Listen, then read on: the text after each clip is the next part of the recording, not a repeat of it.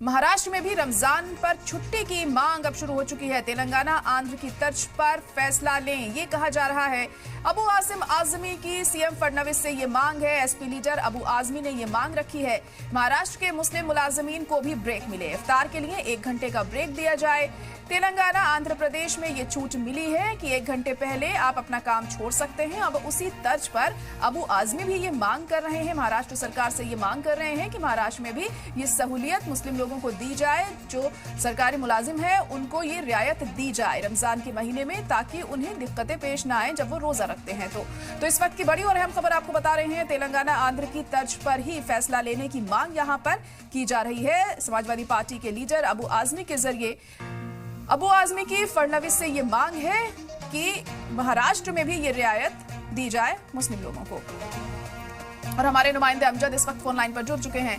अमजद, तो अब महाराष्ट्र में भी ये मांग की जा रही है कि रियायत दी जाए मुस्लिम मुलाजिम जो हैं सरकारी, कि उन्हें कुछ देर पहले ऑफिस से छोड़ दिया जाए रमजान के दौरान।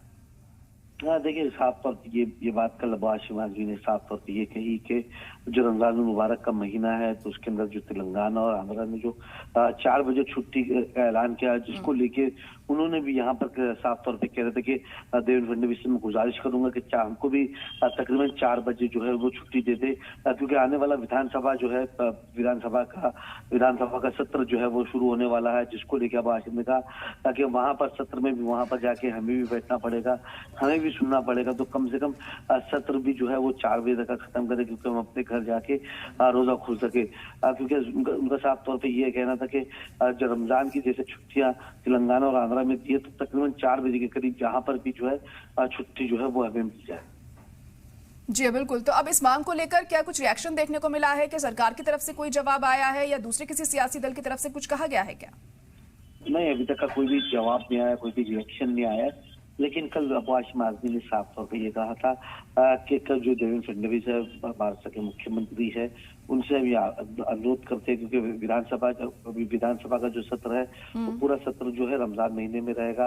और अब्बू आसिम ने कहा कि हम भी रोजा रहेंगे, तो हम भी ये चाहते हैं कि जो सत्र है वो जल्द से जल्द देवेंद्र फडणवीस जो है वो पहले ही खत्म कर दे, वो अवतार से पहले जो है उसको कहीं ना कहीं खत्म कर दे, क्योंकि हमें भी कहीं ना कहीं जो है भाषण देना पड़ता है, बैठ के सुनना पड़ता है, और तमाम जो रोजादार होते हैं वो कहीं ना कहीं जो रोजे होते हैं, तो कम से कम देवेंद्र फडणवीस को ये चीज करनी चाहिए।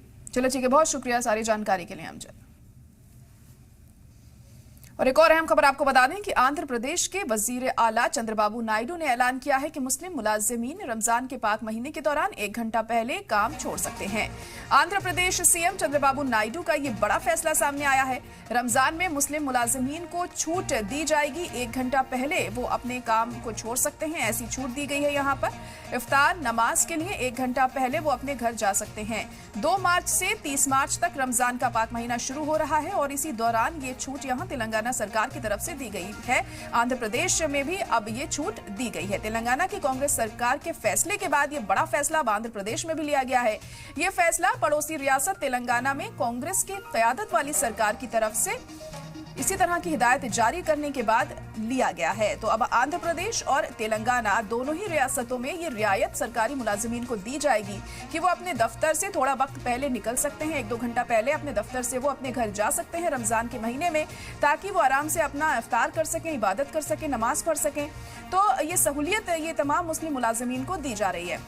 हालांकि इस मुद्दे पर सियासत भी होती हुई हमें दिखाई दे रही है और महाराष्ट्र में भी अब इस तरह की मांग उठाई जा रही है अबू आजमी के जरिए कि महाराष्ट्र में भी ये बड़ा फैसला लिया जाए।